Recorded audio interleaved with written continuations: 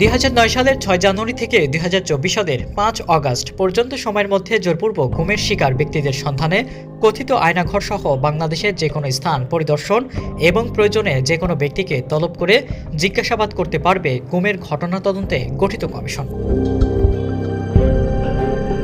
প্রজ্ঞাপনে বলা হয়, আইন প্রয়োগকারী সংস্থা বা অনুরূপ যে কোনো বাহিনী বা সংস্থার কোনো সদস্য বা সরকারের মদতে, সহায়তায় বা সম্মতিতে কোনো ব্যক্তি বা ব্যক্তি সমষ্টি কর্তৃক আয়নাঘর বা যে কোনো জ্ঞাত বা অজ্ঞাত স্থানে জোর করে গুম হওয়া ব্যক্তিদের সন্ধান, বলপূর্বক গুমের ঘটনার সঙ্গে জড়িত ব্যক্তি, সংস্থা বা প্রতিষ্ঠান চিহ্নিতকরণ ও তাদের বিরুদ্ধে যথাযথ আইনি ব্যবস্থা গ্রহণের জন্য